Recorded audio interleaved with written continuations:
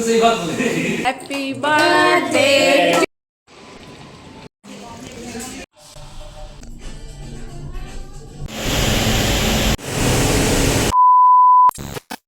Hi everyone, আমি সঞ্চারী। আজকে আবারও চলে এসেছি একটা নিউ ব্লগ নিয়ে। তো this is my last day in Assam, Guwahati. গলাটা একটু বসে গেছে বোধ হয়, আই গেস। সারা রাত এসি চলছিল, তাই জন্যে ঠান্ডা ঠান্ডাও লাগছে।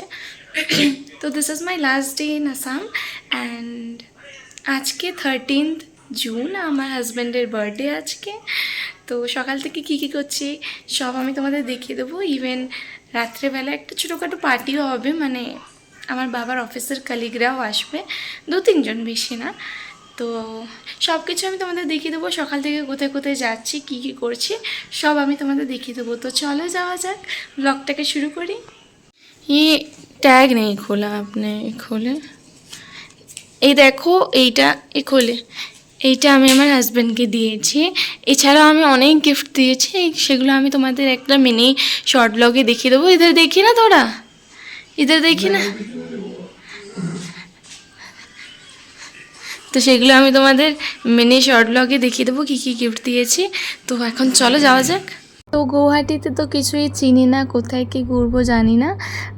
যতটা আমরা গুগল রিসার্চ করে জানতে পেরেছি, এখানে আপাতত একটা ভালো জায়গা আছে ঘোরার মতো, সেটা হচ্ছে গৌহাটি রোপওয়ে। তো এই পাশ থেকে ওই পাশে নিয়ে যাবে ব্রহ্মপুত্র নদীর ওপর দিয়ে। তো রোপওয়ের মেন অ্যাট্রাকশন হচ্ছে ব্রহ্মপুত্র নদী। কিন্তু রোপওয়ের একটা সমস্যা আছে, ভেতরে কোনো এসি নেই। রোপওয়ে মানে খুবই গরম, ভেতরটা খুবই গরম, বাট ভিউটা খুবই সুন্দর, মানে পাহাড় দেখা যাচ্ছে, তার সাথে নদী। ইভেন তোমরা উপর দিয়ে উমানন্দ টেম্পলও দেখতে পাবে। এখানের ফেমাস একটা টেম্পল, যেটা তোমাদের ফেরি করে পার হতে হয়। এখানে তোমাদের টিকিট কেটে আসতে হবে। তো পার পারসন 200 টাকা করে নিয়েছে, মানে আমাদের দুজনের 400 টাকা। গৌহাটি এলে এই জিনিসটা তোমরা মিস করো না, রোপওয়ে। এইটা রাউন্ড ট্রিপ হয়, মানে এই পাশ থেকে ওই পাশে নিয়ে গিয়ে ওই পাশ থেকে এই পাশেও নিয়ে আসবে। ওই পাশে যাওয়ার পর তোমরা ওই দিকের ঘুরে নিতে পারো। ঘোরার পর তোমাদের যখন ইচ্ছে সেম টিকিট দেখিয়ে এই পাশে চলে আসতে পারো। তো আমরা তো এই রাইডটা বেশ এনজয় করলাম, আমাদের খুবই ভালো লেগেছে। আর এই পাশে এসে আমরা ফিরেও যাচ্ছি, মানে রিটার্নও চলে যাচ্ছি। তারপর আমরা একটা রেস্টুরেন্টে এসেছিলাম এই ব্রেকফাস্ট করার জন্য, হ্যাং আউট বলে রেস্টুরেন্টে। আমরা নিয়েছিলাম চিকেন মোমো, মিক্সড চাউমিন আর pasta. But to be honest, এই হোটেলে তোমরা কোনো দিনও এসো না, সেটার কারণটা আমি তোমাদের বলছি।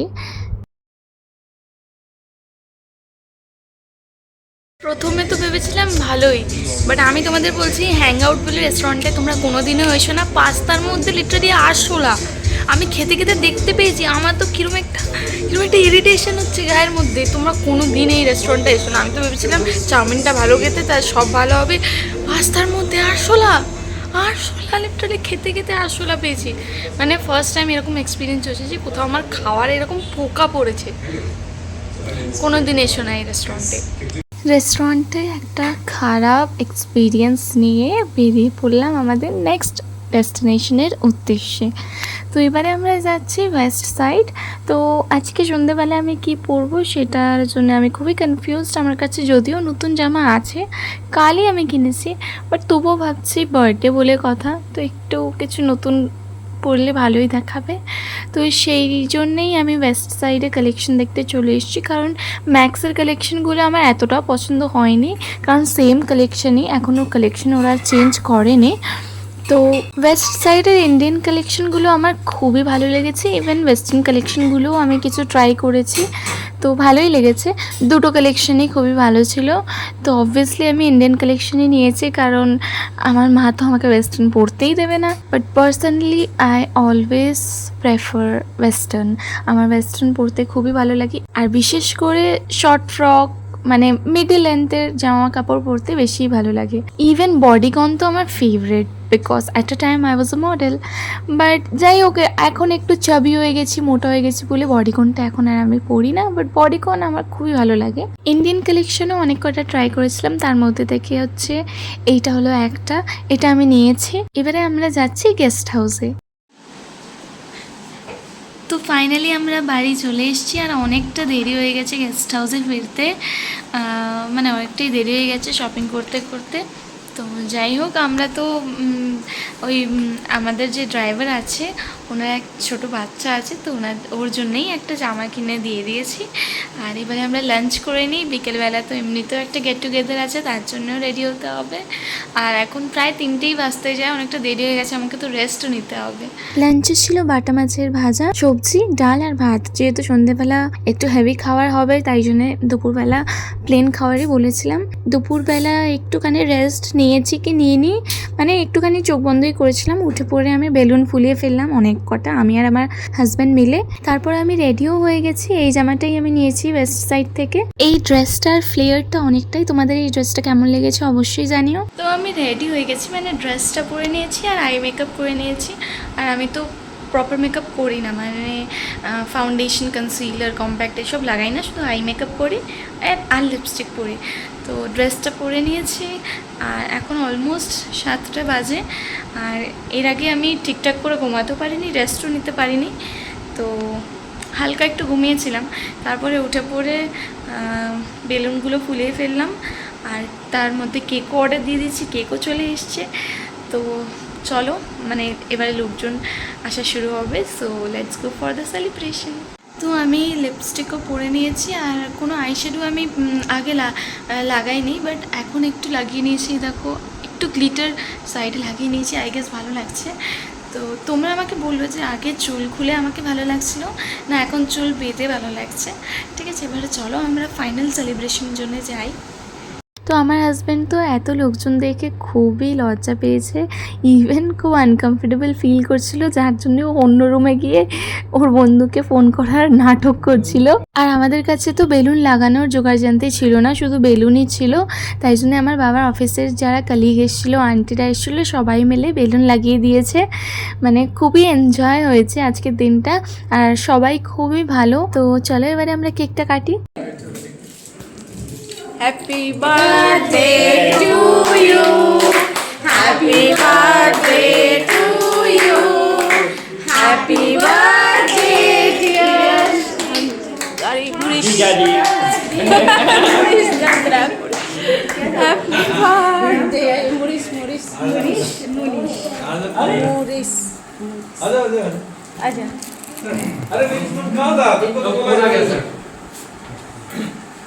কেক কাটার পর অনেকক্ষণ আমরা সবাই মিলে অনেক গল্প করলাম, ইভেন অনেক ফটোজও তোলা হয়েছে, সেলফি তোলা হয়েছে। তো অনেক এনজয় করেছি আজকের সন্ধেবেলাটা।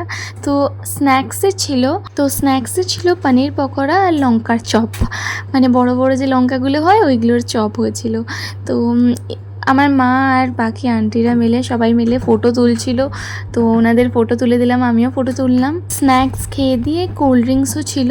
তারপরে আমার মা এই দেখো এখানে আমার দাদা বৌদি আমার ভাইপোর ছবি দেখাচ্ছে।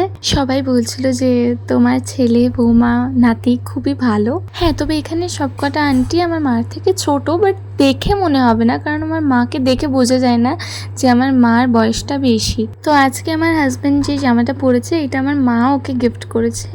তো আমি যেই জামাটা গিফট করেছি ও ওটা পরেনি, মানে ওটা আমি বললাম অন্য কোনো দিন পরতে, কারণ এইটাই বেশি ওকে ভালো লাগছিল। তো এখানে আমাদের আজকে ডিনারে ছিল মাটন, ফ্রাইড রাইস আর স্যালাড, খুব সিম্পল ছিল। ইভেন সবজিও ছিল, মাছের ভাজাও ছিল, আমরা নিইনি। তো কাল রাতে তো ঘুমাতে অনেকটা দেরি হয়ে গেছিলো, রাত 1টা বেজে গেছিলো। তাই সকালবেলা উঠেই ভিডিও শুরু করে ফেলেছি, মানে এয়ারপোর্টে পৌঁছেই ভিডিও শুরু করে ফেলেছি। So finally we are going to our home.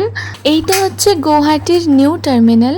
তো নিউ টার্মিনালটা ঘুরে দেখছিলাম, আমার তো বেশ ভালো লেগেছে এখানকার ডেকোরেশন।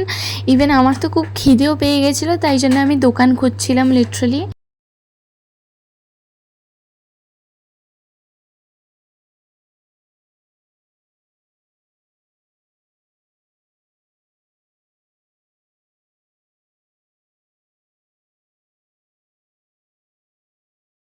সো ফাইনালি এখানে একটা ভালো খাওয়ার জায়গা পেয়েছি খুব কম প্রাইসেই। মানে এয়ারপোর্টে তো সব জিনিসই বেশি হয়, 500-র উপরে, কোথাও তো আমি দেখছিলাম 1000 টাকা একটা পাস্তা। তো ফাইনালি পেয়েছি, আর আমাদের ফ্লাইট 9টা 15। তো সেজওয়ান ফ্রাইড রাইসটা খুবই ভালো ছিল খেতে, বাট পুরোটা খেতে পারিনি, অনেকটা ছিল। আর আমার হাজব্যান্ড তো সকালবেলা ব্রেকফাস্টই করে না। তো খেয়ে দিয়ে আমরা বোর্ডিং এরিয়াতে চলে গেছিলাম, টাইমলি পৌঁছে গেছিলাম। তো বাকি যে খাবারটা বেঁচেছিল সেটা আমি ফ্লাইটে বসেই খেয়ে নিয়েছি, আর একটুখানি বেঁচেছিল সেটা আমি আমার হাজব্যান্ডকে দিলাম, ও খেয়ে নিয়েছিল। মনে হচ্ছে জানো মানে কয়েক বছর পরে বাড়ি এসেছি। আর বাড়িতে এসে দেখছি আমার মা সব কিছু গুছিয়ে রেখে তারপরেই গুয়াহাটি গেছে। তো যাই হোক, finally I am back home. আর ব্লগটাকে আমি এখানেই এন্ড করে দিচ্ছি। ভালো লেগে থাকলে please to like, share and subscribe. আর এরকম আরও নতুন মিনি ব্লগ বা ব্লগ দেখার জন্যে আমার চ্যানেলের নোটিফিকেশন বেলটা প্রেস করে দিও, তাহলে এরকম ব্লগ তোমাদের কাছে আগেই পৌঁছে যাবে। Thank you, bye bye, stay tune.